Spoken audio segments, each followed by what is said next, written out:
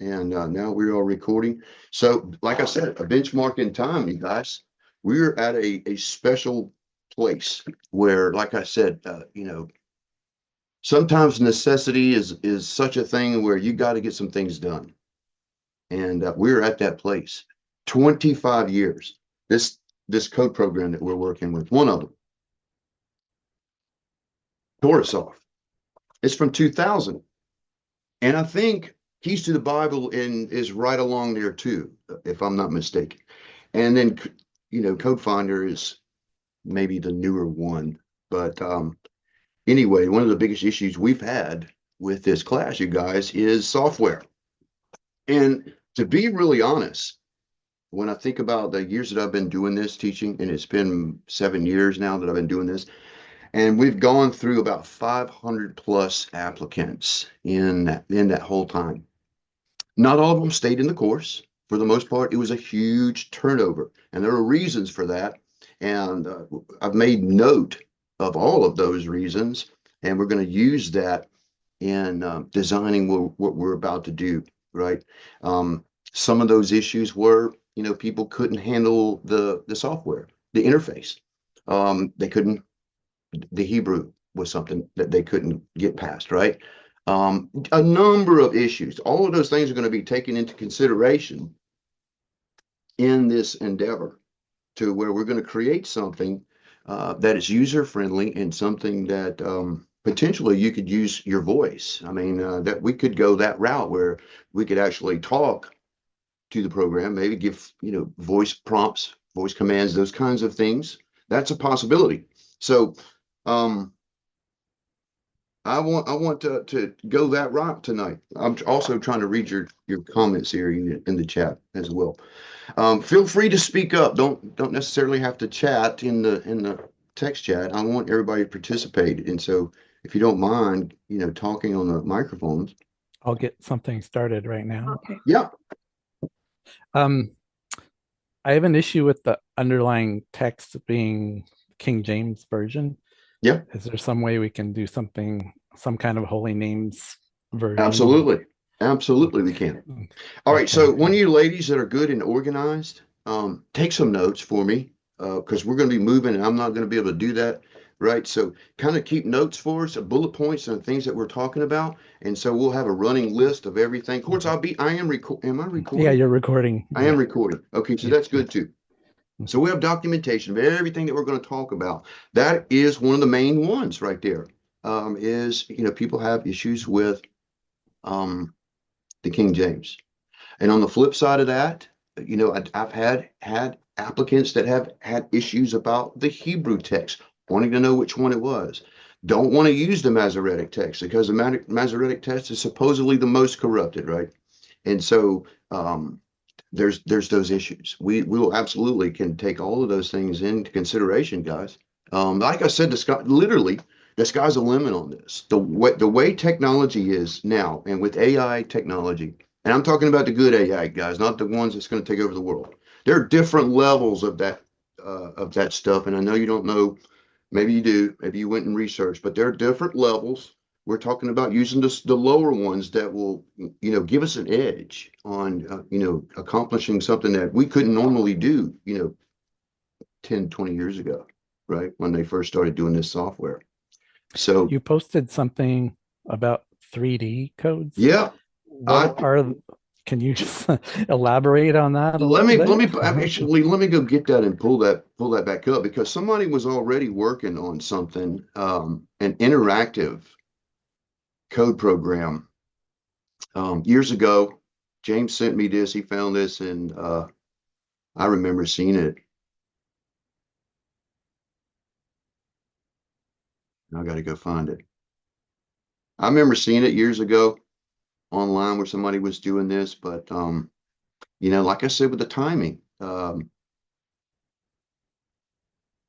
been praying about this a long time, but the timing had to be such where this could happen. If this would have happened years ago when I was praying about it, when I was still in Hawaii and in a different situation, different people around me, was not the right time, you guys. Y'all was not going to let that happen. Mike Lively from Northern Now, okay, so we've been having issues playing these videos in here, you guys. So I don't know if I'm wasting my time doing this, but I wanted to bring this up so you could see, just in case you guys didn't see this over in Discord.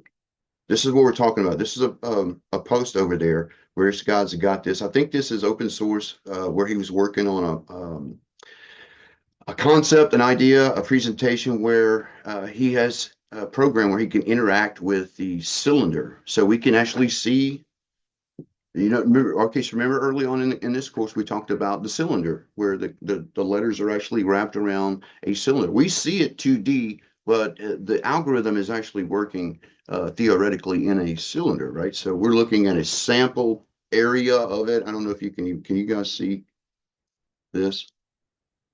Are you able to see this? Let's see if you can hear it.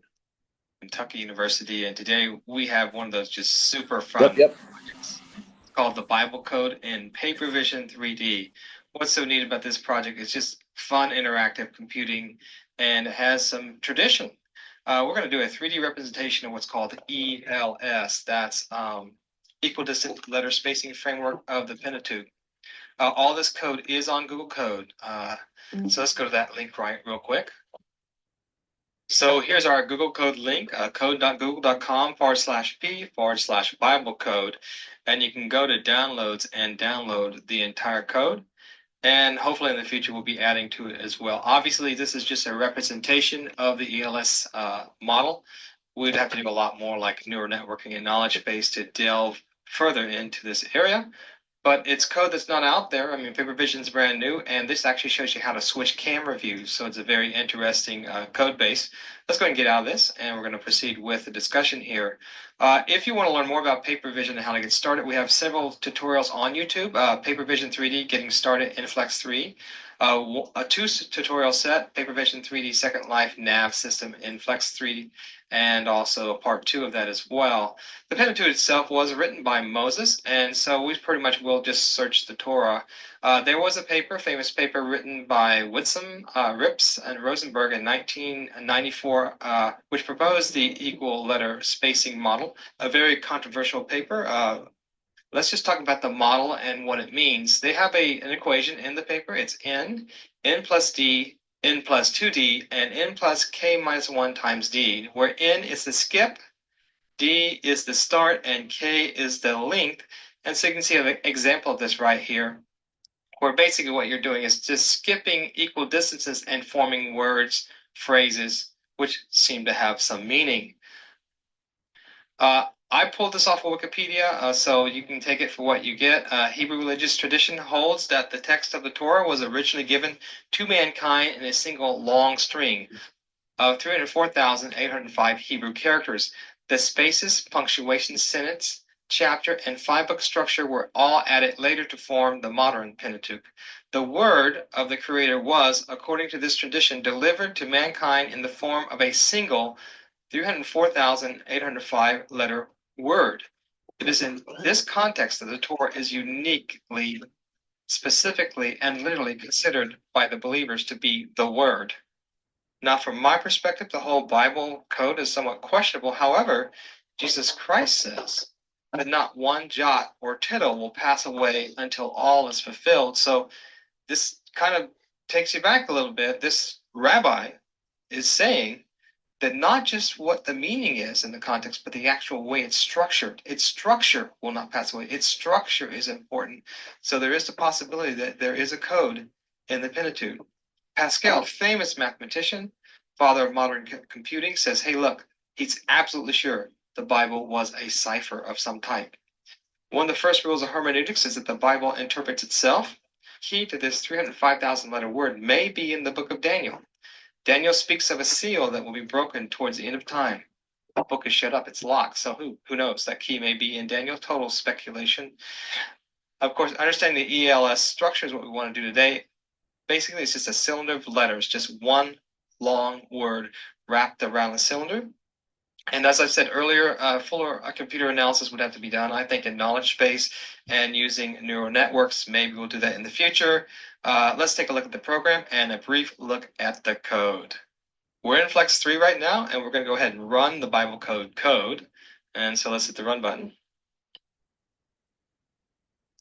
And here's the code coming up right here. And you can see you have this cylinder of letters. Now we have a speed control here in the first camera view, so you can slow it down and actually go the opposite direction. We'll just put it real slow. So you guys understand this concept, right? Where you can visually see, right, a simulation of the letters of the text on a cylinder, right? So these guys have got a way in this particular coding where you can interact with the letters. That's a very real possibility that we could do that. Slow. And you can actually zoom in and zoom out. Isn't that cool? And all this is using the Paper Vision engine. You can switch to a second camera view, which is unique to, I think, a lot of Paper Vision code. And you can actually use the navigation keys like you would in Second Life to navigate into the cylinder itself. And you can use the page up and page down to page up and page down. And then you can go back to the second camera view. So we're actually switching camera views in Paper Vision. I think that's pretty cool. So just a brief explanation of how the code works. Extremely simple. But yet there's really not much code out there. So this may be of interest to you since it's probably one of the first codes that I've seen on the web given away for free. We're actually switching camera views and you're navigating using the scroll bars and Flex. A lot of this stuff is actually done in Flash. Of course, we're pretty much committed to Flex because of its ability to grab data and handle educational uses. Let's go ahead and take a look at the code itself. This is the code in Flex. I'll open this up a little bit so we can look at it. The first part of it is all the input statements. Then you declare all your private variables. Then you have your initiation function. And in your initiation function, you have the heart or the rendering engine. And you're declaring two cameras, camera 1 and camera 2. Camera 1 is a camera 3D and camera 2 is a free camera. Basically, camera 3D basically is for filming targets. That gives us the ability to spin around the object. And the other one is a free camera, which allows us to, in instance, view what's in front of us, which allows us to navigate in and out of the target. We create our objects and then we add our listeners. And so in creating the object, basically we just grab these planes. We have an image folder that has all the Hebrew letters in it. This is not bringing in text from the outside. The next iteration of this is actually bringing the Hebrew text from an XML document. But in this iteration, we're just bringing in images, and that's very easy to do. You just declare your bitmap file material, and then you just basically number the images and pull them from the folder. We'll come over here and take a look at that folder real quick. It's called Hebrew, and there's all those Hebrew letters, and they're all numbered and sequenced. We're bringing that sequence in. So it's very easy to do. We're going to actually set one side false and smooth to true.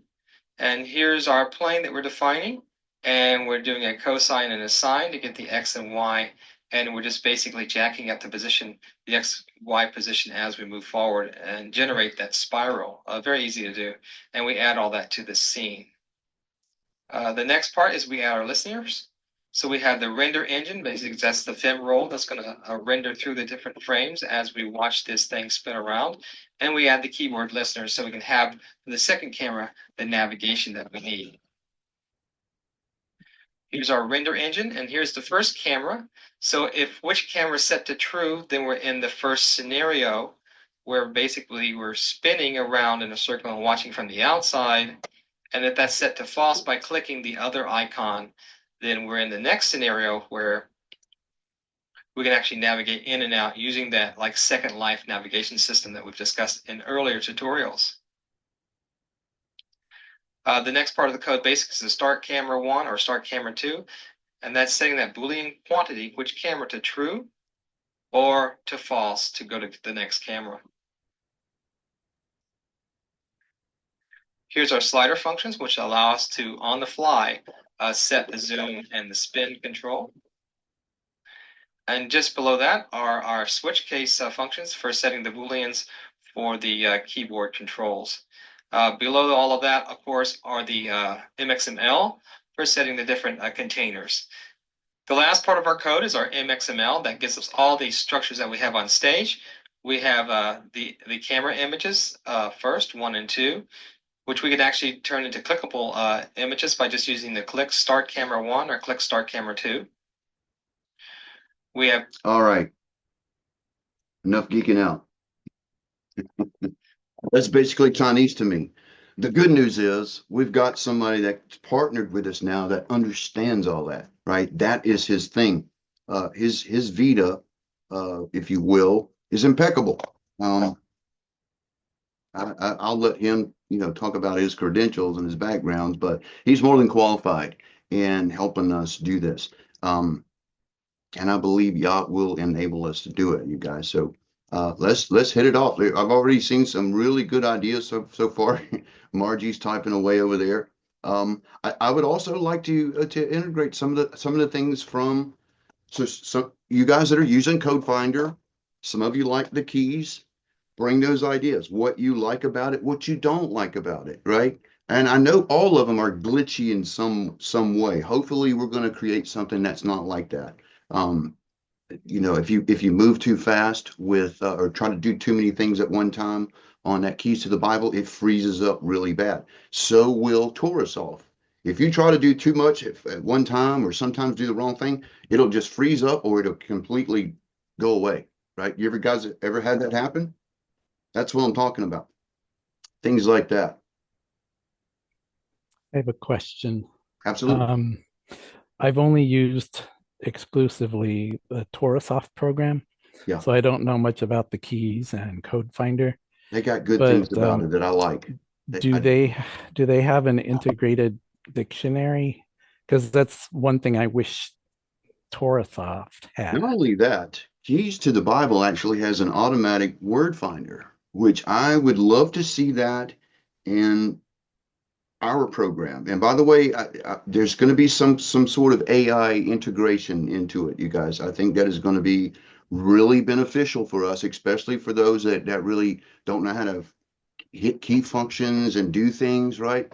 Your voice command, voice prompts, that might be a good thing for people that don't know technology, right? So I want us to be able to interact with these different texts and do different things and have a word dictionary where it's basically and by the way, TorahSolve does have a dictionary, and I believe Code Finder does too. And I'm pretty sure along with the automatic word finder that it has and not only that, it archives new words that you might have.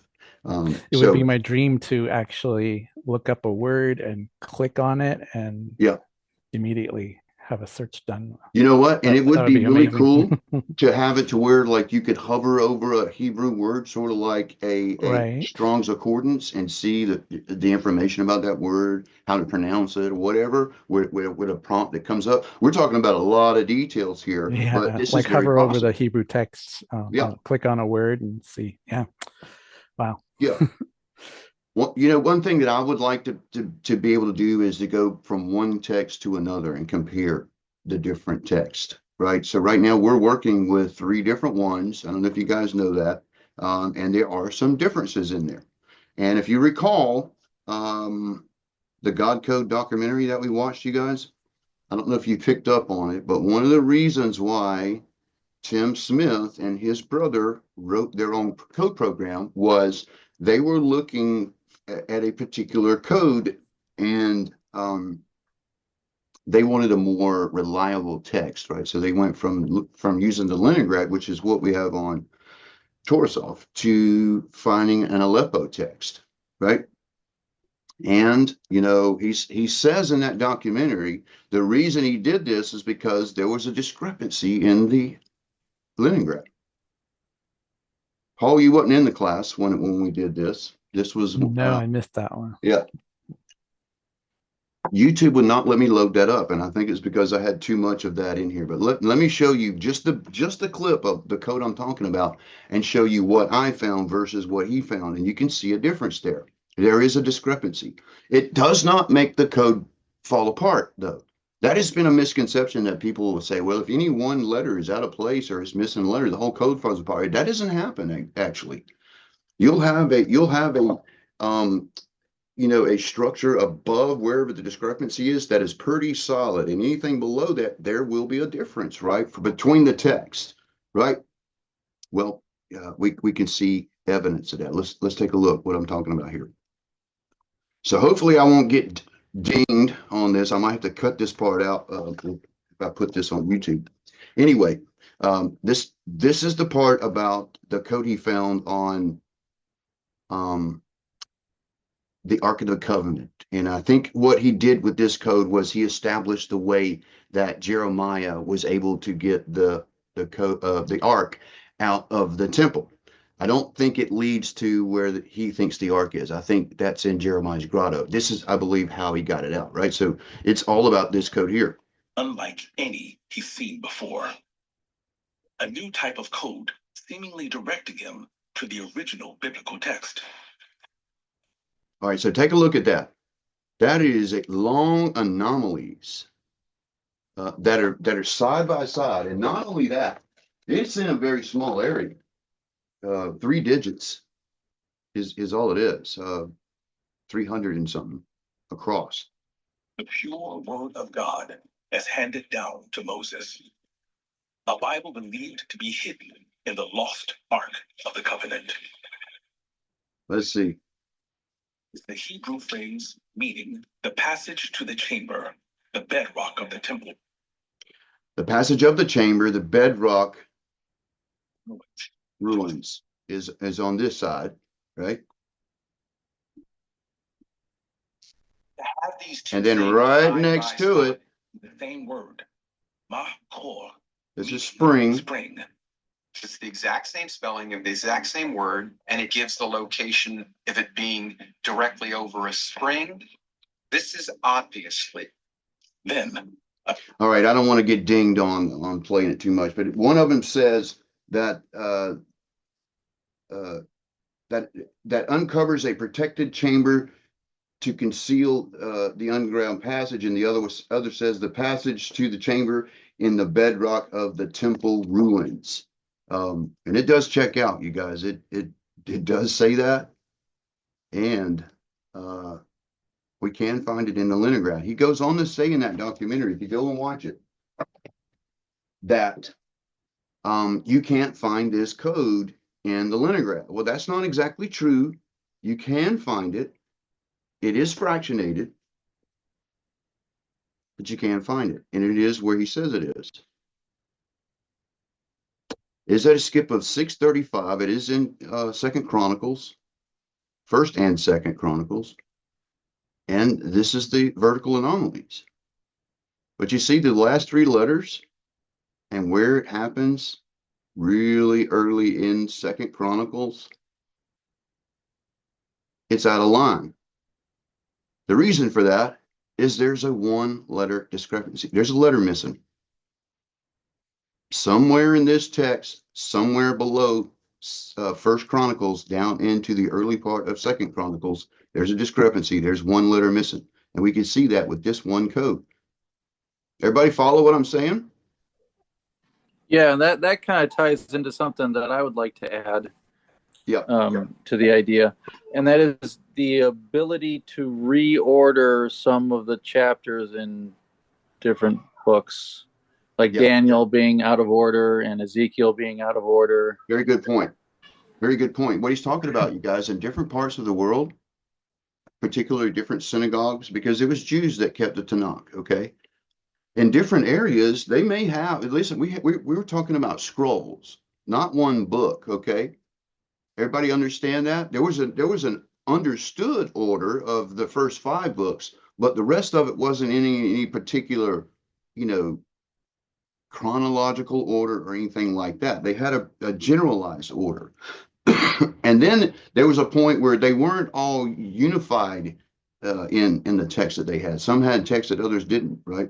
There came a point where that was not so. But the order in which they would present it when it was turned into a book differ between different texts. And you can see that. You can look at the listing of one type of, like the Leningrad, the Aleppo, and then the the mosaic, the different ones. You lay them side by side, you can see that the orders are different, particularly around Daniel and below. Below that, you start seeing a difference. Is that the same thing you've seen, brother? Well, no, I'm talking about the last 4 chapters of Daniel just being. Oh, you're talking about one book in particular. Yeah, Daniel and Ezekiel. The chapters themselves are out of order, and Right. The reason is for what you just stated is there was no canon for the way the scrolls were to be laid out. Right. But you can tell just by reading them that they're out of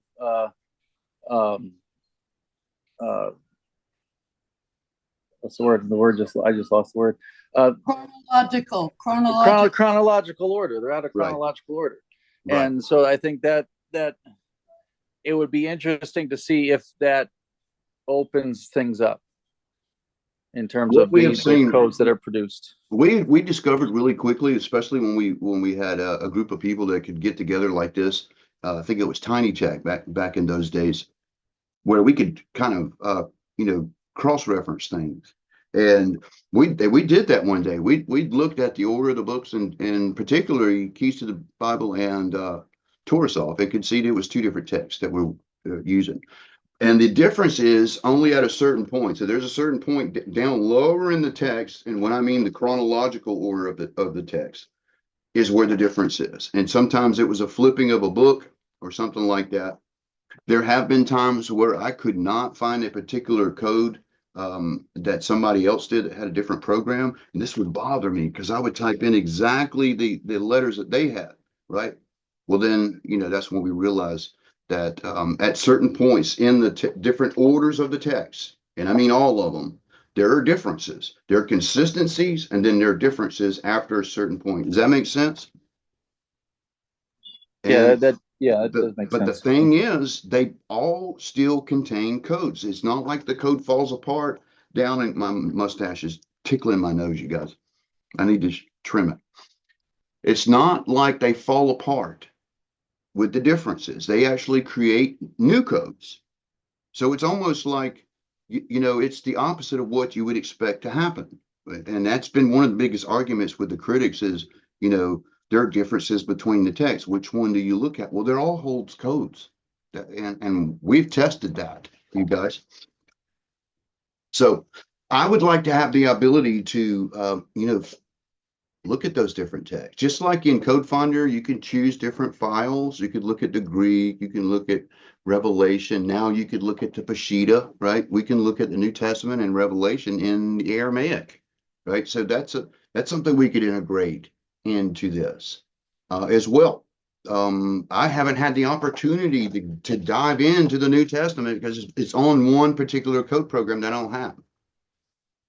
Leanne, you want to say something?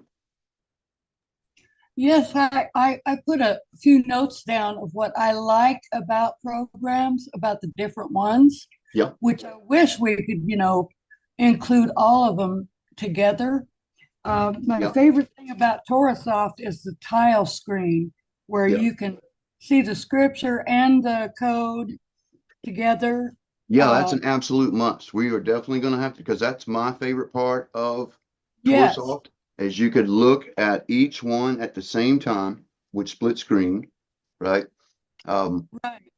And that's my favorite thing about TorahSoft. And also the artist in me likes the fact that you can change the colors of the letters and the background of the letters in TorahSoft. It makes it a little bit easier to guide people when you can do that. I'm gonna butt in right here. That's my favorite part of TorahSoft is the the colors. Here. I love the colors. You can highlight. You can double click and highlight on the scripture. This is one of my favorite things.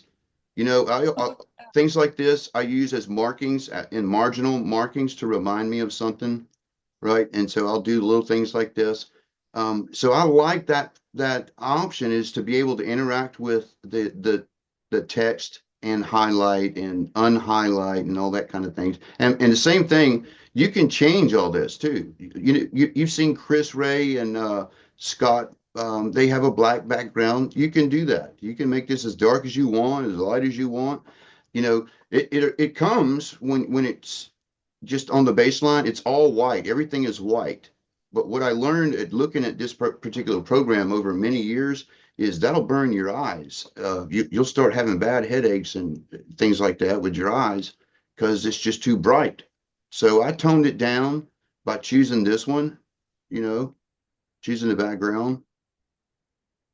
So we can integrate all that kind of stuff into it. So what we're going to be doing over the next couple of weeks is going through all the input we can get, both here in class and those that may see this on YouTube, because I've got many former students that are not here with us that I know have a lot of ideas because they've been interacting with these code programs for a few years now, and so they know all the glitches, all the things that they wish that they could do, right? I want to take all of that and try to do as much as we can with that into a program. You guys with me on that? Jonathan, I have a few more things that that I like about the different programs. Code Finder, I like the fact that you can change the background just like you can with TorahSoft. Yeah. I love the date converter and the number converter in Code Finder. Mm-hmm. And in keys, my favorite thing in there is my dictionary, because you can go on Google Translate or do it in Hebrew, mm-hmm. Put in a group of words, even write that down, and then put it in to the keys program, and it will. You have to say what it is. It lets you name it, and then you have it forever if you want it. Like if there's certain words you like to look up or like to put in several codes, the My Dictionary does. That's good. And another thing about identify a word, I like that. I think you can overdo it, but I like to identify. Well, you know what that is, and it's a good point to point on that possibility. It's not always a hit, but that Monte Carlo method. You guys know what I'm talking about. We talked about this, searching every possibility, and you know, you look at what is more probable kind of things. These are the kind of ideas that I'm having with this next, you know, level that we're going to go with here is having that possibility. You know what I mean? And there's one other thing about the in the identify words section is you can put, like I like to just put, I want it only diagonal or vertical. Right. And I only want one skip, you know, one letter skip, or, you know, if you want to make it a wider skip, you can, or you don't have to, but you can if you want to. And those are just the things I like a lot about all the different programs. Yeah, that is very useful. I think you can do that with all three of them. You could dial in if you want to search in a small area, or if you want to search a huge range, right? All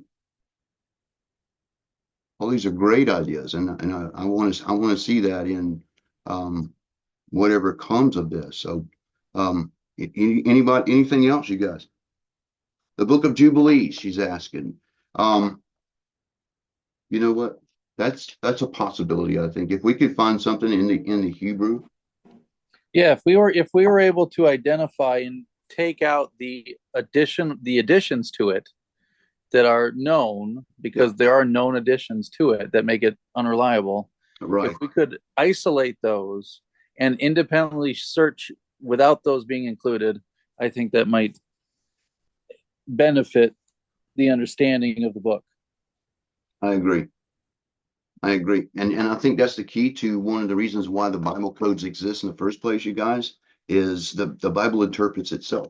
The answers are encoded in the actual text itself, right? And I've shown you that many times. Yeshua is a great example of that, where the word testifies unto him. We can see where his name, his persona, his person is interacting with the actual prophecies about him, right?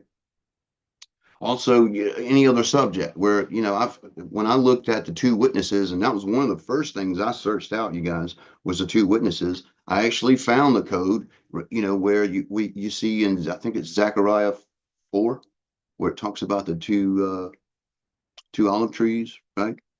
Right there, right there in the margin. So do you expect to see that? These codes should have a interaction with the actual text speaking about whatever. And this is the Bible interpreting the Bible stuff, not historical things or looking at presidential elections. That's a different kind of code searching, you guys do. We're talking about everything that was, is, and will be being in the Bible. Does everybody follow? There are different kinds of code searches, and I've focused a lot on this Monte Carlo in this past season that we went through, especially with the election. Well, I was basing a lot of things on, actual code finds and probabilities. But, I saw something really interesting from Marty today, a video he put out where he was talking about these different timelines and the possibility. That is a good possibility and probably an answer to why we see some codes that never play out, it seems, right? Why is that? Well, we always known that there was an X factor involved, man's choice. When it comes to predictive codes, I'm being clear here, right? Monte Carlo kind of things. Man's choice is something that, how do you equate that, right? Man can't do that. Only a very supercomputer or advanced technology could do that. And it's through mathematics and probability.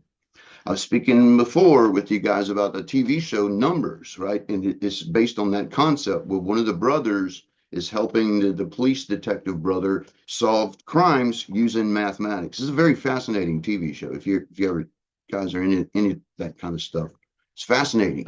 But he uses math to do it.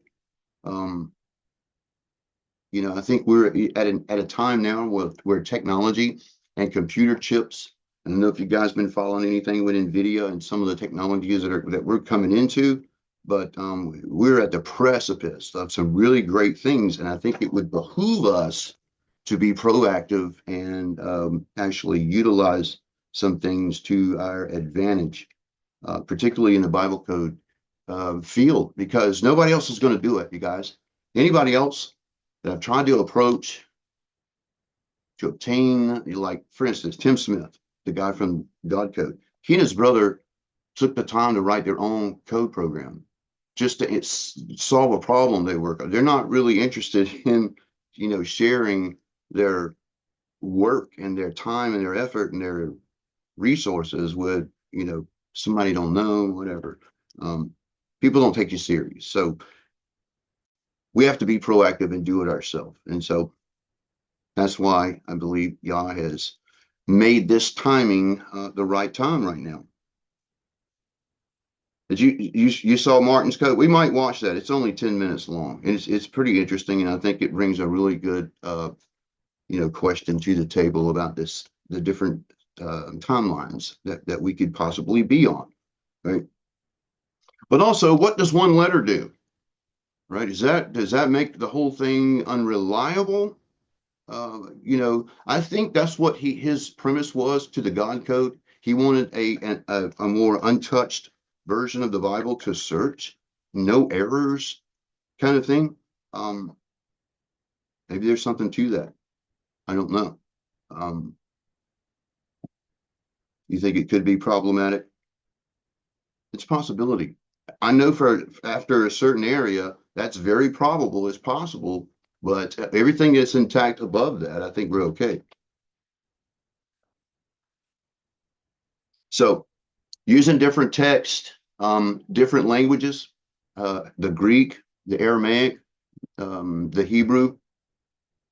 These are things we want to see, you guys. Did we say the Peshitta? Yes, the Peshitta. What about 3D and 2D? This is an option now with some of the things. Especially if you're getting into putting on headsets and stuff. I think that's something, James. Wasn't that your field was actually simulation, that you were working in coding and simulation. Tell us a little bit about some of the things that we can do now with the technology. Okay. if Hey, you don't all. mind. Hey, not a problem. I'm James Collins. I'm Jonathan's ex-brother-in-law, You're but still my brother. still my brother Yeah. for sure. I've worked for Lockheed Martin since about 2008, and then went on to work for Nova Technologies, both in simulation career fields. So I believe we're kind of venturing into the VR world, and yes, in simulation you can do VR, the 3D side, which I believe is where everything's going. I do think that would be a great scalability to this software, so we could take that into VR. But at the root of it, the way that it's positioned now, and we're looking at putting it in frames and keeping it as a software, absolutely doable. So Yeah. it may Imagine take a that, you little bit of guys. time and effort and funding, things like that, but I think it's absolutely doable. That's the only obstacle we got, you guys. The sky's the limit, but funding is where the only obstacle, and it's not really an obstacle because Yah's going to make this thing happen. You watch what I'm saying. He is going to make this thing happen. He's gonna send what we need to get this done. I've been praying on this for years, and I think now is the time that this is going to come together. So huge possibilities. I even dreamed about that one time, James, having a interactive part of the scriptures, sort of like what we saw on the screen with the 3D. Imagine being immersed in that, where you're inside the cylinder or something, right? I don't know if there's any practicality to it, but I've seen movies where like Tom Cruise had these things on his fingers where he could like type and stuff in the air, and he was like he was interacting with this hologram looking thing. And I thought, man, it would be really cool to interact with the code in that, because he was working with a cube, right? And not Glazerson, Rips, before he died, was actually working on a 3D code based on the cube instead of the cylinder. So you could see different sides of a cube, sort of like a Rubik's cube, right? You can interact with it. And anyway, it was a whole nother concept of searching codes that's still out there. Sky's the limit on this. Listen, I saw an interesting documentary on Elon Musk. And say what you will about him, but that guy is very interesting. You know that he doesn't know how to build rockets. Did you know that? He didn't go to school to learn how to build rockets, right? He has an interest in rockets. He has ideas. He surrounds himself with people that know how to build rockets. And he comes up with the resources, and he puts all of it together in that way and makes it happen. You see what I'm saying? So I don't have to be a computer programmer. I can have an idea and a concept and a passion about doing something, and then put all the ingredients together, and we can come up with a cake. Everybody understand what I'm saying? We're trying to bake a cake here, right? We can do it. So um I'm excited about it, and I'm glad that we're getting involved in this. So the next couple of weeks we're going to be talking about it, and so you guys be thinking about concept and ideas, and some of the things that aggravate you with the program that you're working with, that you wish that was not an issue. We want to make notes of that. There's some things that are not user friendly with some of the programs, and this is why we lost a lot of students, by the way, you guys. Older people that didn't use the computer too much, and the internet was like new to them. They were very intimidated about A, learning another language, and B, learning software. And so they would commit to joining the class and maybe hang out and watch for a little while and then drop out because it was just too much for them. It was intimidating. And I don't want that for you. I want you guys to, be, encouraged and inspired and fluent and, moving with interacting with the scriptures like you never have before, and being excited about it as well. I'd like to say, whatever the first version of this new code that is developed, it can always be adjusted. It doesn't have to be perfect. at first. Yeah, and listen, We there's going to shouldn't- be some trial and error, I'm sure. Right. We don't have to stress about everything being perfect the first version.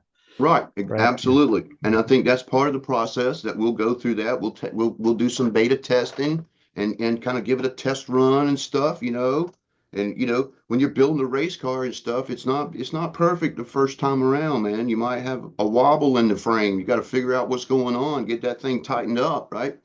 So same kind of thing. Hopefully we won't have too many bugs and things, and we can use the AI technology to circumvent any kind of issues that might throw a wrench in what James and his, whatever, people he's using. Because we may have some consultants that come in and help us with this, you guys. We're still very fluid with this. I do know this. It's really hard to get somebody who is motivated about doing something like this, that's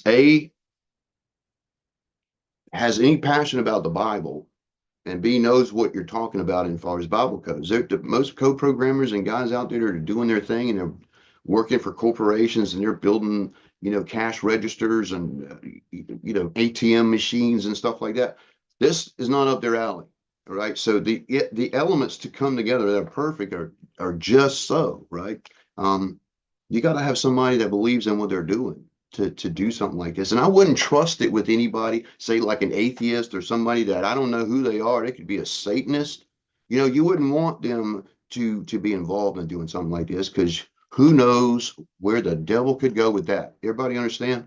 So that has been an obstacle I've had in the years that I've been trying to follow up on this, is finding the right person to help me with this. And turns out that person was pretty close to me all along. We just had different lives and things going on, right? And Yah made it to where, we crossed paths. Like I said, he saw me on YouTube, realized I was doing the YouTube thing. And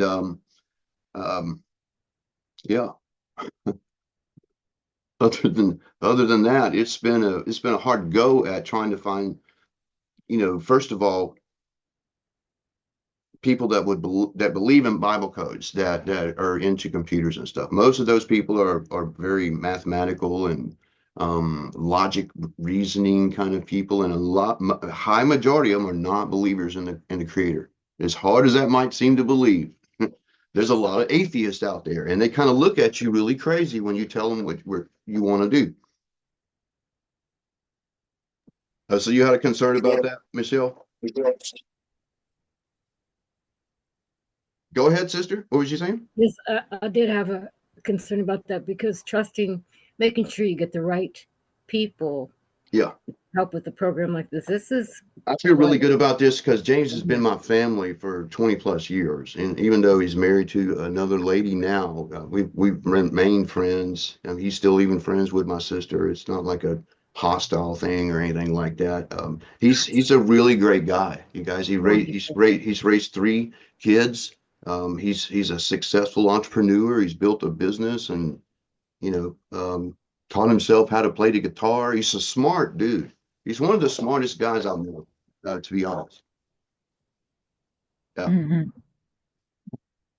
Jonathan. Yes.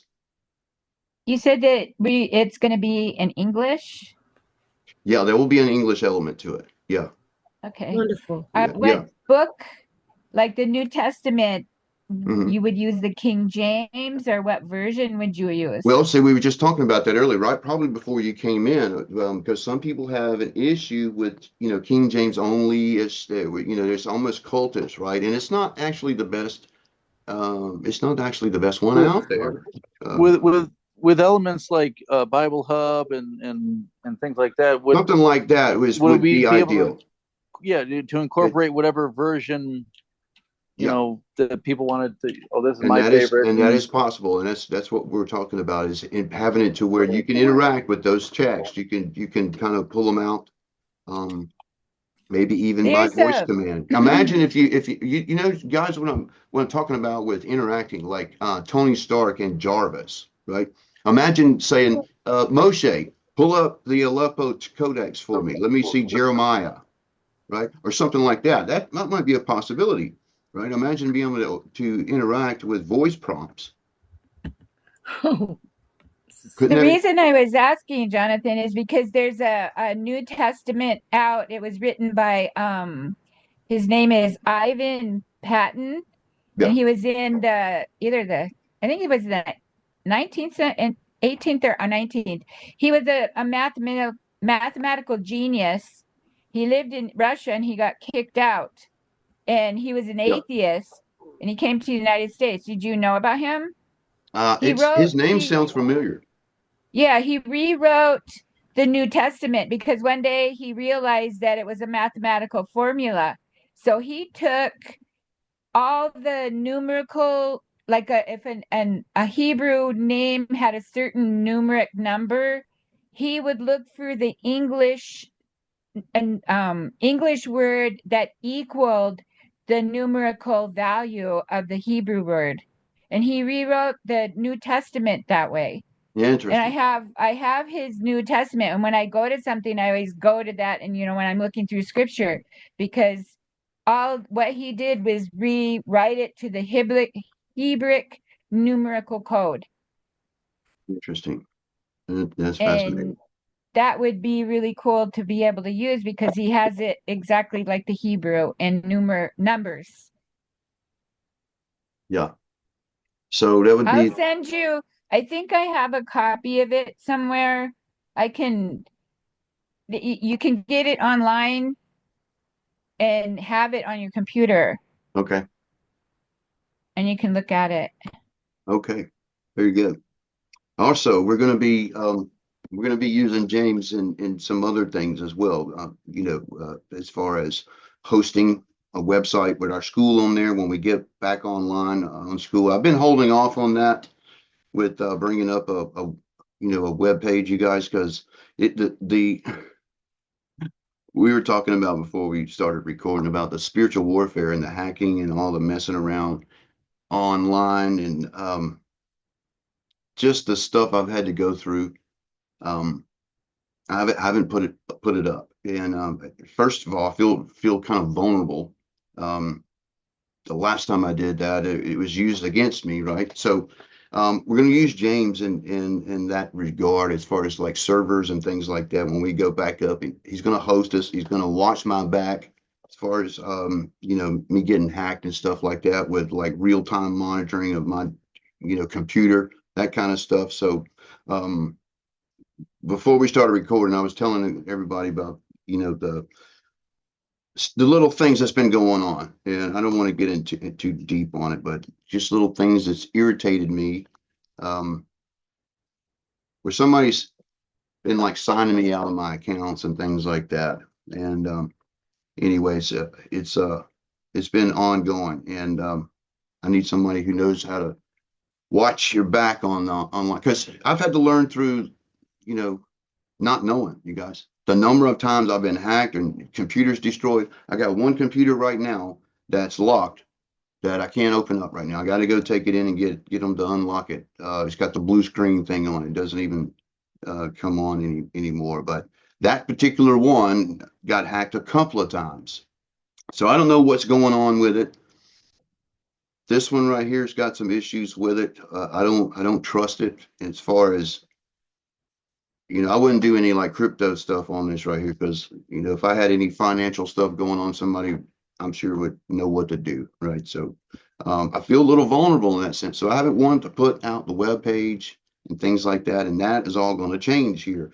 And not only that, I would really like to be able to stream from there instead of Zoom, because that's been one of the actual compromised platforms that I've been using. You guys recall few weeks ago, I was live streaming and I got booted off. It's because I get signed out of my account when I'm live streaming, or doing something like that. The last couple of times it's been while I was uploading videos, and all of a sudden I get signed out. And then when I go look at the information, YouTube's and Google's telling me it's suspicious. Anyway, it's not a good feeling when you feel like somebody is doing stuff to your devices, guys. So I finally got somebody that can watch my back and knows what he's doing, and I trust him. Okay, that's the big thing for me as well. So we're going to be protected in that regard, as far as we restructure the school. The school is going to be restructured, by the way, around this new software too, you guys. Okay, and you guys are going to be grandfathered into that, so don't worry about that. You don't have to go anywhere, not do anything. You'll just be part of that. But we're all going to be, I'm sure, bringing in new students. I hadn't been able to retain them, you guys, because of these software issues we've been having. You've been witness to it. You guys know some of you yourselves are having issues with compatibility with the outdated software. So we have to do something about it. And now we are. So be praying about it, if you would, thinking about it with your ideas, take notes. And we're going to be talking a bit about this more and getting some things down into more cohesive kind of battle plan. And then we're going to execute. Roger? Buy the ToraCode software? Yeah. Well, we might use it in some way to maybe reverse engineer it or something like that. I don't know. I don't know what it's going to take to do those algorithms. That's not my specialty. I just need to put the people together and fund it and make it happen. But we got this. Yeah, we got it. We don't know. We haven't got a name for it. We see that's all new, Leanna. We haven't named it or anything like that. And it's going to be exclusive to this course, this class. We're going to create a school behind it and make it available and teach people how to use it and revitalize this field, because it's been kind of disappointing to see people that really want to search the code and they're not able to because of technical issues. And it's gotten worse and worse each year, you guys. For each update of Windows, the further we get away from Windows 7, and that's the best operating, that's the one that Windows ToraSoft was made for. The further we get away from Windows 7, the worse it is. And this was inevitable. We have to do something. So be praying about that. You guys got anything else you want to say? Any more ideas? Anything else we want to add to this before we close out tonight? I don't want to keep you guys too late. Unless you don't mind, you don't have nowhere to go. Yeah, Margie, I'm gonna make sure he's familiar with all three of those. So he can see the difference between those different three, and make sure he'll be familiar with all of that.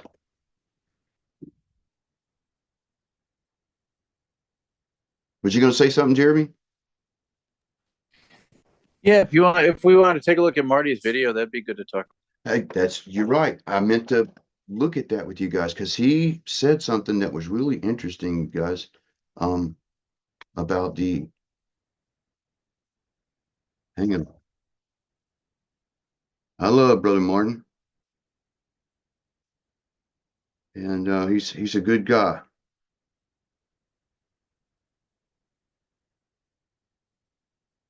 He was part of the first class that I started.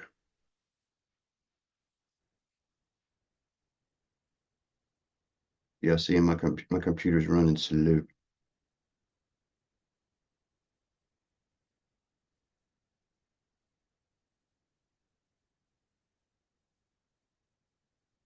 Are they going to go there?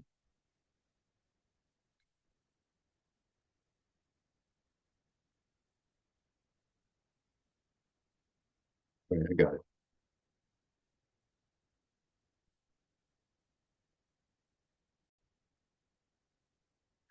Shalom all, this is your brother Martin. And thanks to all of you in the comments who've been encouraging me to put up another video. Abba has also been encouraging me to get back on the horse. But this is a weird one, actually, where it's actually a cautionary tale about being careful about the interpretation of Bible codes.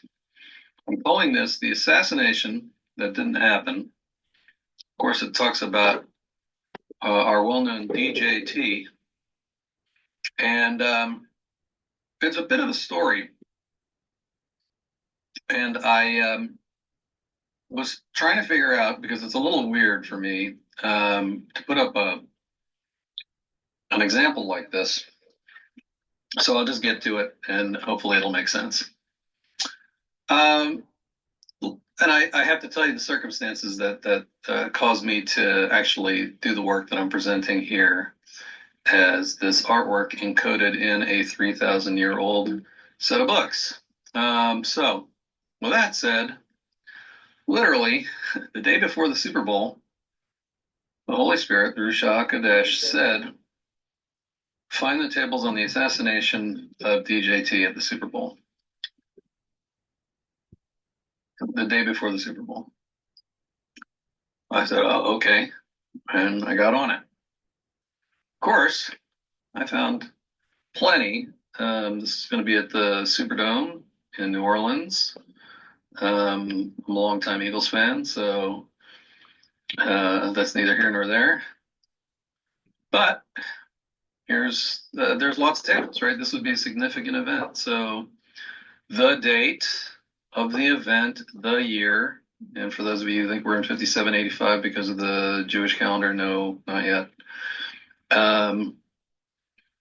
You can find comments to that effect in various previous videos of mine. In any case, here's the first one. First table, I'm not going to show you the actual code matrices. I'm just showing you the fact that the tables exist. Here's the first one in Psalms.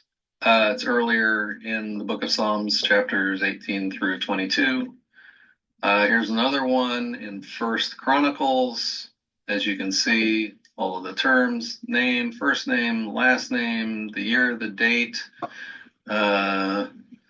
what's happening, that it's in a dome, there's a conspiracy, sniper, all that stuff, right? Not gonna say too much, because we must be careful. And again, so the point is, I felt really weird about this because all code searchers know, and the Ruach HaKodesh constantly reinforces the fact that these are not to be used to make predictions. So being given these tables the day before the Super Bowl may have been a test to see what I would do with them. I didn't publish them because I felt really strange about the fact that they were given to me ahead of time. But I was told to find them, so I found them. And I said, well, I guess if they happened, then I'll publish them. Because he does make things known to his prophets ahead of time so that it's from Yahuwah. So that said, I sat on these, which is why it's so strange for me to actually publish them now. But the point was he's trying to teach a lesson here. And I'll tell you what that lesson is in a minute, and then I'll get into actually how the correct interpretation of these tables has yet to happen, and we'll talk about that, but that will be in the next video. All right, here's another one. Later in the book of Psalms, again, same date, the date of the Super Bowl, first, last name, what's going on, sniper, gunman, rifle, all of that stuff. Here's another one in Zechariah, right? So serious event here, obviously, if it's appearing, in all these different books encoded with the date. And so the point of this is that there is a timeline when on that date this would happen. But it obviously didn't happen because we're after the Super Bowl and it obviously didn't happen, right? So just because something appears in the Bible code doesn't mean that it's going to happen. It means that there's a timeline in reality where that might happen.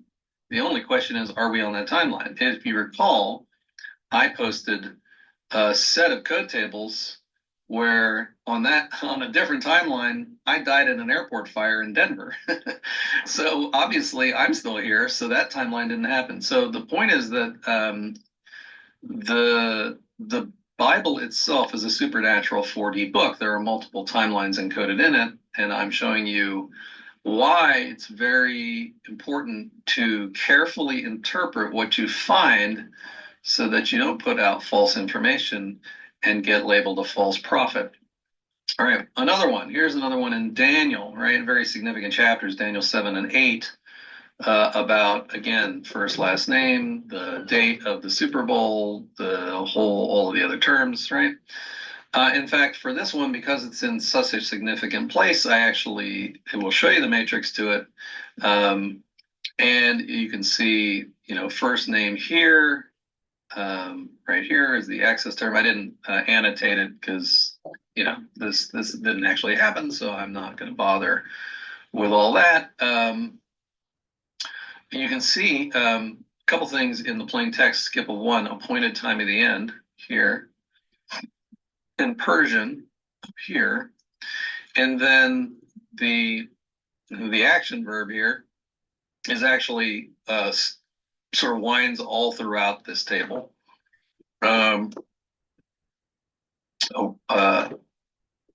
Sort of almost crossing his name as rifle. Let's see. The conspiracy would be this term up here.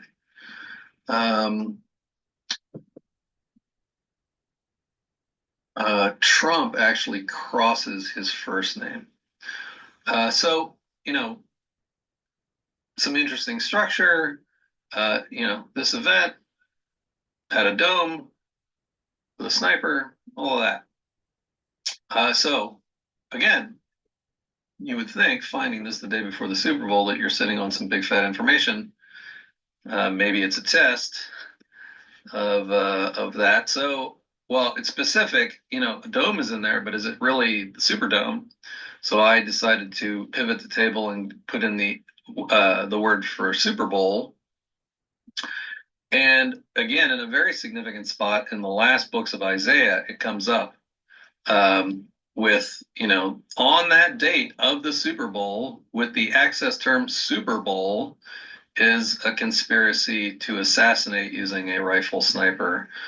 And then, of course, this one doesn't have any name in it, but you would imagine that since he was going to attend the Super Bowl, that's who it's talking about. But there is this table, which does have the name in it, in 2 Kings, right? So the same event here on that timeline where he is assassinated at the Super Bowl. So this table here can't be more clear, in my opinion. It's absolutely talking about an event on that day at the Super Bowl with this person. And that's how you verify matter. Now, the only problem is the question I raised earlier. On a timeline, this occurs. The question is, are we on that timeline? And as we now know, since this didn't occur, we are not on that timeline. So I wanted to publish this so that everybody who's been looking, who may have stumbled on this channel and is sort of looking at these things out of order and maybe going through the playlists and doesn't understand some of how these Bible codes work and what do they mean, and are they trying to predict something? Maybe this is, I think Yehuda did this as a reminder, right, of what is the correct usage of this. And in fact, he has told me, and this is going to factor into the next video that I do. In the next video, I haven't done the code work yet, but I will put in the additional terms he has revealed to me to show the correct interpretation of what this future event is going to be. I do not know when it's going to occur, but I've been led to understand what it will kick off, and it will be pretty crazy. The other thing he's told me is that the Bible codes are one reliable witness, but only having one witness does not prove a matter. See, this is why, and just because somebody comes up with a conspiracy theory that says this is going to happen, which I saw plenty of YouTube videos with conspiracy theories, but they weren't, dreams and visions or anything like that. This was just somebody theorizing. You need more than one witness, right? The Bible codes give you a witness. They're not to be used to predict, but you need more than one witness. So one of the things that I've been told, there are certain prophets of the Most High out there that when they get dreams and visions, and I have a code that confirms their dreams and visions, that is 2 reliable witnesses. And if we have 2 or 3 reliable witnesses, as we know from the Bible, that proves a matter. So with that, I will do the work to do the next video, which is going to be longer, 10 miles deeper, get into a lot more stuff and talk about the other witnesses that confirm the correct interpretation of these dome assassination tables. And with that, I'll just say shalom to you all, brothers and sisters, and I'll see you in the next video. And that was Brother Martin. If you haven't already, go and subscribe. What we're looking at is potential genocide against Christians. He's very good. And look, and that's one thing that pleases me is to see the different people I've had an interaction with and influence on when they're doing their code searching. It never fails to bless me to see that. You guys have seen the videos from Ann, Martin. There's a couple, Scott. They do pretty good at it, and it's great to see that. I'm not the only one who's supposed to do this. I know it's the code searcher, but I'm not the only code searcher, you guys.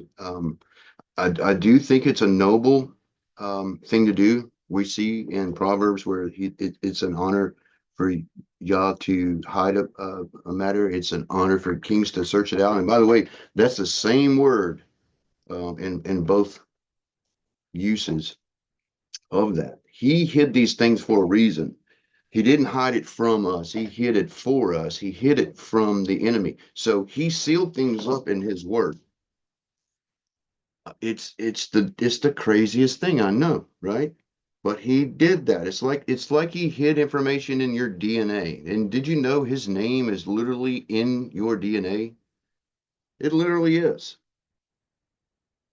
That's a whole nother teaching, but I'm talking about the attention of details is staggering.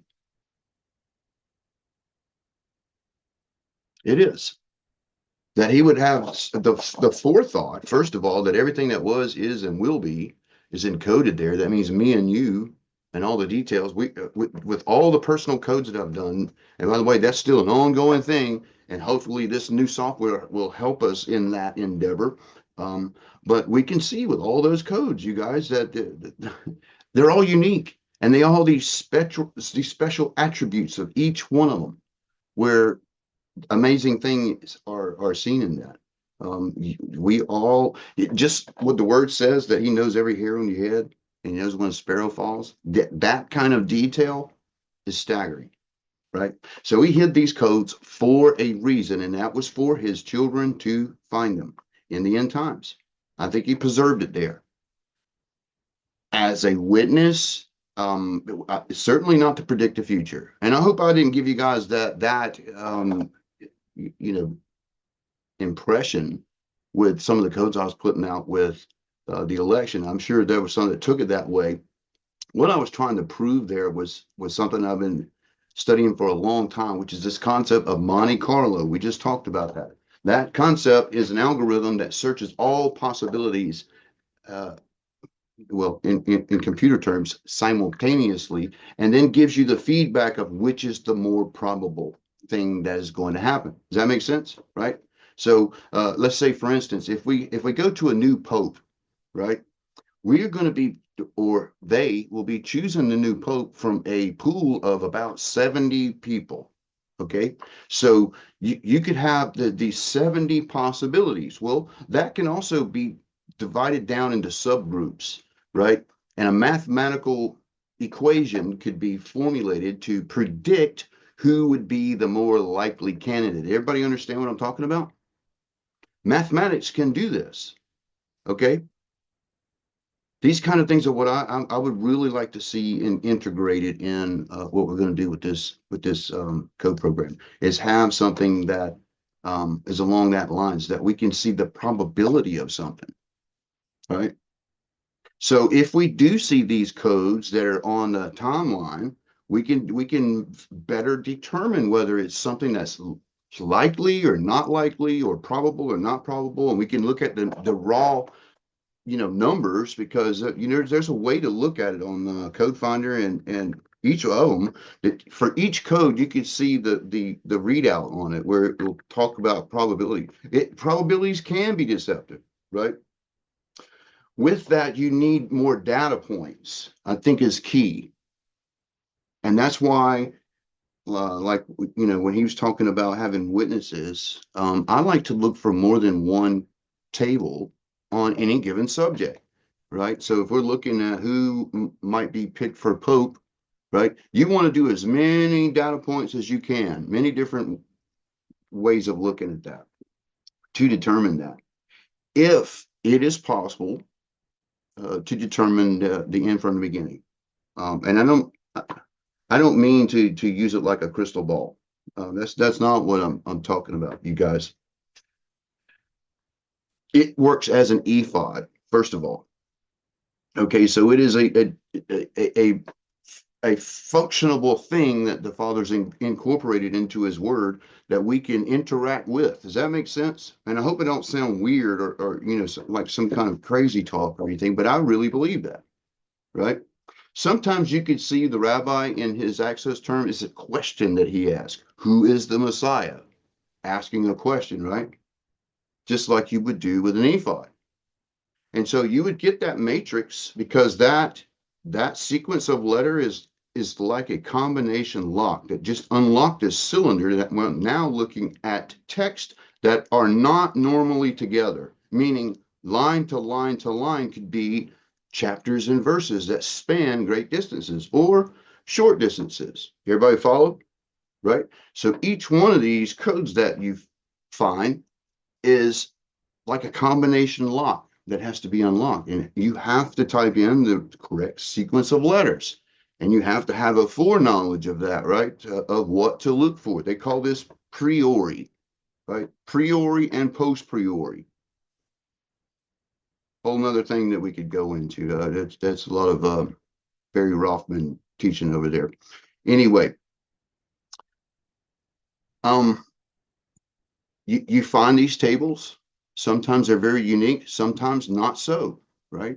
And not every Bible code is meaningful, meaning we're looking at in a sea of information that could be, you know, we're looking at many timelines of something that has the X factor of mankind's choice involved, right? So you're looking at a vastness of information that you can't use this to predict the future. That's not a function of this. It takes a level of the Holy Spirit to be involved to tell you what to look for that is actually something that will eventually take place, right? And we have found codes that were spot on accurate, right?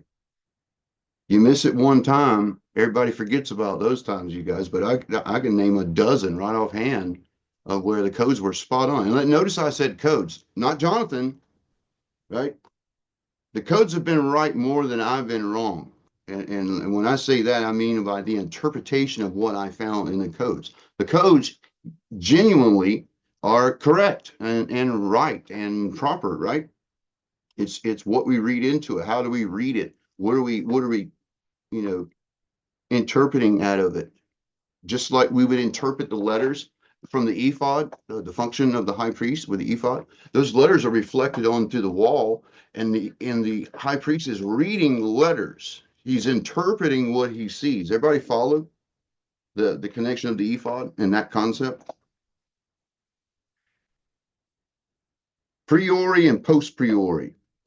Priori. Yeah.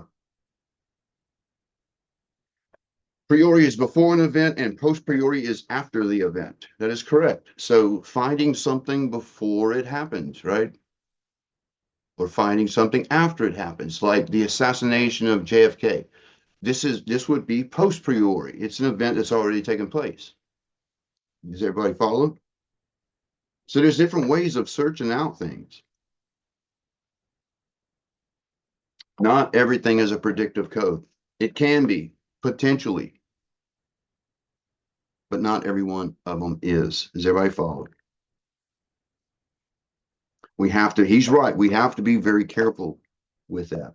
And I was a little over exuberant, overconfident that I felt for sure that Yah was, for once and for all, was going to prove that the codes were solid and he can, you know, reveal things before they happen. The X factor, right? Repentance. The whole thing about the eclipse season that we went through, right? All that was about Nineveh and repentance of a nation and Yah having mercy. All that happened. I witnessed Jonathan Cahn on the mall down in Washington and what he did there. I think that had an impact. It's things like that, the leaders coming together in a meaningful place, doing a meaningful thing, right? All in one accord, calling on Yah, blowing the shofars, right? I think it had an effect. And so all codes go out of the window then, right? What the enemy had planned and what Yah had, he can change his mind. We do see that in the text, by the way, where he gave Hezekiah 15 more years to live just because he reminded him of what he had done for him. Yeah, he can change his mind. And he did. And I'm very thankful for that, actually. I think we'd be in a really bad situation right now for what, 40 something days, 50 days into this new administration. It'd be a lot different if it went the other way, you guys. So I'm very thankful it didn't. So we're in a good season. Things are looking up. I like what I see in the future with this, by the way. I think people are going to be really happy with what we get accomplished with this. A lot of ideas. I'd lay at night thinking, you guys, I'm kid you not. I was just talking to James today chatting on the phone. I've been praying about this for so long, and now it seems like I don't want to say the stars have aligned and stuff, but it's sort of like that, where everything kind of come together at perfect timing. Like I'm coming off the threshing floor that I've been on the past 3 years. That's wrapping up really soon. And we're going to grow and do great things in spite of what happened. I'm going to let it go and let Yah deal with that and build new things. So I'm not going to let it hold me back anymore. And so hallelujah to that. What are you asking there, Margie? So with Brother Martin's message, we shouldn't report what we find? No. I wouldn't say that. I wouldn't say, publishing it and putting it out as a warning and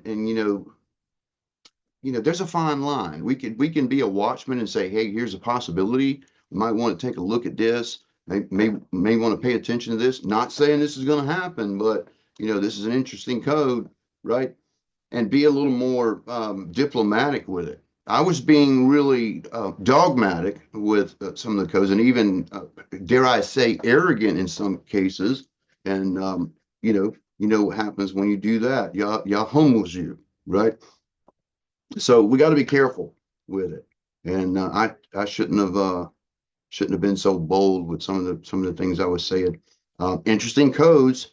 I sure don't want to see it happen the next time around. And so I'm very prayerful about that, by the way. Who's on deck next? We'll see. You see who the Democrats are putting out there right now? You guys are not going to believe it. They did a poll. AOC. I kid you not. No, dude. Whoops. You got to be kidding. Yeah, I'm not kidding. This was a poll that the Democrats put out there. They're restructuring right now. It's a mess over there. I'm not kidding, Michelle. AOC's leading the way. She's polling at like 19%, and Obama is, and we're talking about policy. Obama is trending at 4% on that. Yeah, so it looks like the Obama era is going out the door. But yeah, I can't see that. I can't see that going anywhere. She is a complete idiot. And yeah. She's like Camilla's cousin. Just kidding. She's one of the worst ones, and it's her, the Talib Sheeb and the Omar, Somali Mali, what's her name? All of those. They get under my skin, and I can't believe that I wish they would find some way to get them out. That Doge will find some dirt and put them in jail. Just evil people. Well, I think that Ilma, whatever her name is, the girl with the turban on her head, yep. I think that it may be deported. Well, that would be nice to see. She's been one of the nasty ones. You know what I mean? An investigation. She doesn't have any allegiance to she shouldn't be serving. She has no allegiance to this nation in the first place. Right. Yeah. Yeah. So anyway, let's redirect. We're in a new era, you guys. Benchmark time. So in the next couple of weeks, we're still R&D in this thing, getting some ideas together. And we'll know more as we go along. Okay, so we're going to keep you guys informed. James is on board. He's going to be. I'm going to be spending a lot more time with him here in the future. So we'll see him from time to time. He does have a life and a family and stuff. So you know, it is what it is. But anyway, we're glad to have you on board, James. I appreciate you, brother. We're going to do some great things with this, man.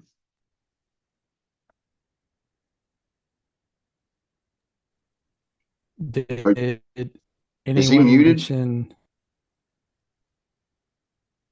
Go ahead. I think you guys were talking at the same time. I was talking. Did anyone mention about the ability to annotate? Say that again. Did anyone mention that? The ability to annotate. Hey, that's a really good idea. Yeah. Nobody mentioned that, but that's a really good idea. Okay. Having like a paint function or some kind of function to. Yeah, I think Leanna put it in the chat. I didn't.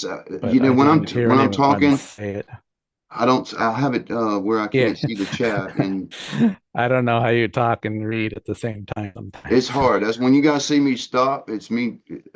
Sometimes I'm lost in a thought somewhere, but other times I'm trying to catch up on what you guys are saying over in the chat, and sometimes it's a pretty good log.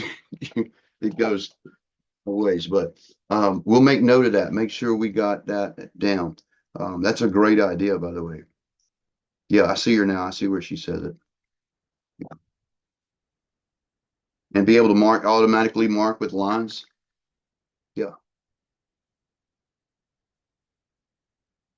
Yeah, and we're gonna be getting some input back from anybody that may see this if I put this on YouTube, because I want to get some feedback from the others that are not here, because I know that they've used each one of these code programs for years, and man, this has been something that we have needed. I mean, 25 years, really? That's a long time, you guys. And things have advanced so much now that we can do a lot with the technology that we have, especially with the NVIDIA chips. I'm going to get a new computer custom built that's going to help me mitigate some of the hacking stuff and me being vulnerable. This computer, like I was telling you guys earlier, is not. I don't trust it. Particularly the person I got it from, the guy in Arizona.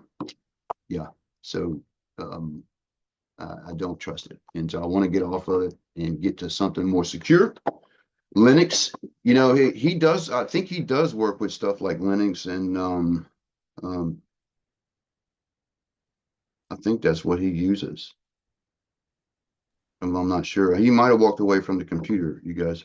No, I'm still here. Are you? Are you a Linux user? My microphone working now? Oh, your mic's not working. Yes, I'm a Linux user. Yeah, see. Can Linux run the programs? Absolutely. Yes, I'm a Linux. He can get it to run, Margie. Absolutely. Yeah. And I think that might be a thing too, that we make it something that that's compatible with you know, whatever machines that we're running with, right? Like user friendly and not. That has been the biggest thing in this last rotation of students, you guys, is people being able to get this code program on their computer. Windows 10, 11, they don't like it. It doesn't like it. And the differences between machines, you know, it wasn't like that we could come up with one solution and it was one solution fixed all. What we saw with different machines and people doing different things, it was all these different issues, right? So just very aggravating. And so this is like huge for us to be able to do this. And I have, you know what, I have people asking all the time where they can get a code program. The number of emails I get of people asking, where do I get a code program, right? Because you can't really find a really good reliable source online. There is one source that we found that's currently selling the Keys to the Bible that first came out at $75. And there's, what are they selling it now, you guys? 130 or something like that? Yeah, I think that's what it is. They're selling it for $130, 137. But he tells me that it is maintained, it is updated and all that kind of stuff. So if that is true, then maybe that's a good deal, because that's the only one that you can find right now. And that's what you saw Martin using on his video, was that one. And Margie uses it, and Anne uses it, and she also uses TorahSoft. There's some that use both. The specs of that, yeah. Yeah, we'll get into all of that, all that technical stuff. It's I don't want to minimize it and say it's a basic concept, but you guys, taking all of the letters in sequential order and putting them on a cylinder, Rips had figured out that you could make a mathematical equation and identify each letter with a number, sort of like a grid point. And, his computer program did that on that 3D concept that we see in a 2D form. So you see your terms vertical, right? Otherwise, we would see highlighted letters in a long string of letters, and you'd be like, what does that mean, right? You wouldn't have a matrix. The reason why we have a matrix is because we're seeing it on a cylinder. Before Rips died, he was supposed to be, and Rick Shaw was the one that said this, that Rips was working on a new code program on the concept of a 3D cube. So there would be, you could read code on all the sides, but also through the cube, if that makes sense. So it would be like a stack of letters. Let's say the cube was a 50. So you had 50, and you know what I mean? Interesting, huh? I can't even fathom what you could do with that, but so far the cylinder is all I've known.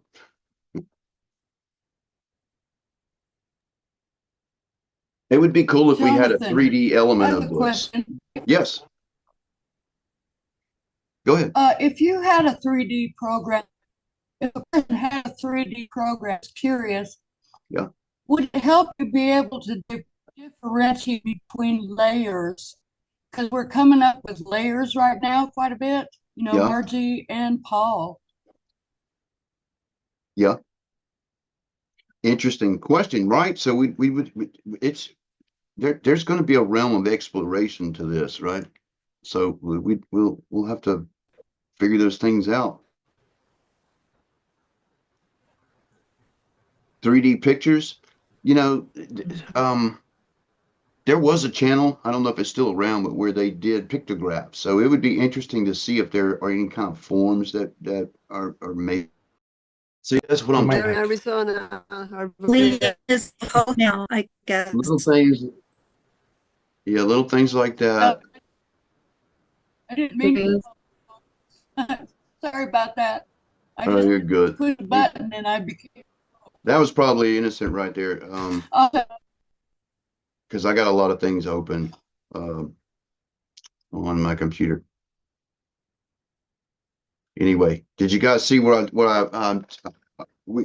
going to be talking with somebody with the Shroud here in a couple of weeks. He's on a touring circuit right now where he's going around doing lectures, and so, but he is committed to, in about 2 weeks. Wait a minute, what is the 20? Because you broke in and out and I couldn't hear you. Who are you talking about? Because we could not hear you for a while because you were freezing.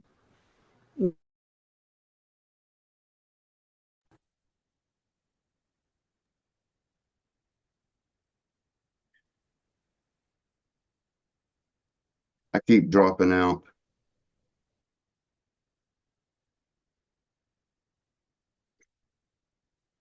I keep dropping out, you guys. I'm sorry. Okay, go. A little unstable. So, we're gonna continue our conversation. We are running late tonight, you guys. I apologize for keeping you guys late. So we're gonna continue this. So be thinking about it. I'll be praying that Yah will inspire you. One last question. Yes, sir. Absolutely. And what is the possibility of this being an app that's just downloadable through the App Store or the You know what James Google was Play? talking about? What do you think of? You know what we were talking today in when I was texting him on my phone that there are a lot of possibilities that we could do with this once we get you know, a baseline of something. We're gonna base everything around the code program, and I'm gonna build the school around that. But we can also integrate things like apps and all those kind of things. We're gonna have something. We're gonna have a website with the school finally that's secure. Okay, with somebody that I can trust to help me secure it. Right. So there's all these things that are coming here.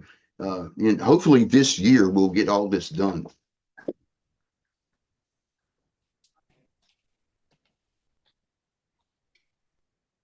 Does that answer your question? Yeah. I mean, yeah, it's all, we're on the pre-planning stage. That's just yeah. Okay. Yeah. That was one of the last things we chatted about. So aggravating. So at least we got the bulk of the conversation.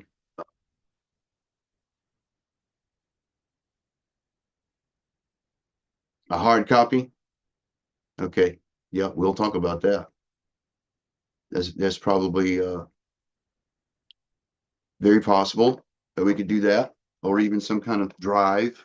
But everything's going to also be stored in a secure, because we got to worry about haters that are not going to like us doing this for one reason or the other. They're going to be saboteurs and try to destroy it or something like that. So, you know, when anything that's stored somewhere, I want it to be secure and not like on the cloud and all that kind of stuff, and on an unsecured website. It's on, you know, GoDaddy or something like that.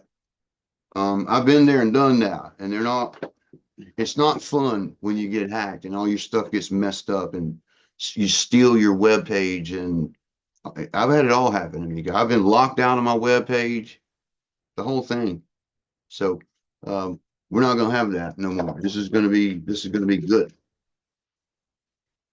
So I don't know if we'll still use Zoom like we do now. I've been using it for a lot, like even streaming onto YouTube. We may go to, you know, the website and use, you know, some kind of widget or something over there, something that's more controllable, and also I can, you know, upgrade. Right now I use like free stuff. I may have used this Zoom may be pro, but sometimes I just use like the free things, and that's not always the best when you do that. You guys know what I'm talking about? Like screenshots and stuff like that. There's a what is it called? Screencast.com. Anyway, it may not even be around anymore, but yeah, there's always like limitations.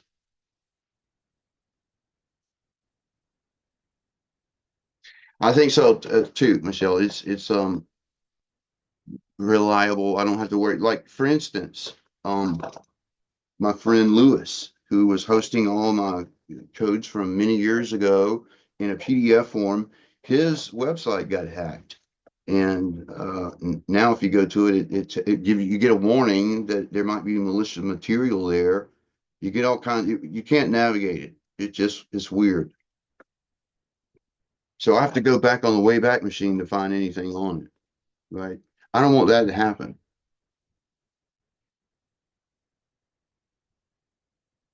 So new season. You guys got anything else you want to add before we close? I appreciate you for hanging out with me so long tonight. I know you guys got to work tomorrow. It's kind of late. If you're on the East Coast, almost 10 o'clock. Yeah, very great meeting. Well, this will be the first of many to come. So you now know what we're doing. I kind of hinted on it the last time I had a surprise, but I didn't go into it too much. But now I think it's a good time to do that and let you guys know where we're headed with this, right? So a lot more conversation in the future, and be thinking about it this week, you guys, your ideas, and any of those that watch this video, particularly on YouTube, comment down below, give us some ideas, email me with ideas, whatever you need to do. If you got any, experience with the code programs and there's just something that sticks out, let me know about it. Brother Martin didn't make it clear when you should share. Yeah, he didn't. I think you have to use some discernment on that. Whenever you find something, prayerful. This is a big part of this when we're searching. This is a prayerful thing. I equate it to something that a priest would do. This is like going into the Holy of Holies, you guys, with the ephod. If we're talking about the ephod, right? So always be prayerful. All right. So let me pray. We'll see you guys in the next class. And we'll go from there. All right. Abba, I'm just so thankful, Father, for each and every one that's here tonight. Father, just lift them up to you. And ask that you go with them this week, that you would inspire them in your word, that you would inspire them in this project, Father, that you would fill them with ideas, and let us come back together and compare notes. Abba, we just love you for that. We know that you are in this. We feel your spirit and you're leading in this way to go. We just thank you for that. But we prayed for this for so long, and now the hour's come. And so we give you the praise for that. Father, go with the students this week. Bring them back at the appointed time. We ask this in Yeshua's name. Amen. Shalom to you guys. Good to see you. Shalom.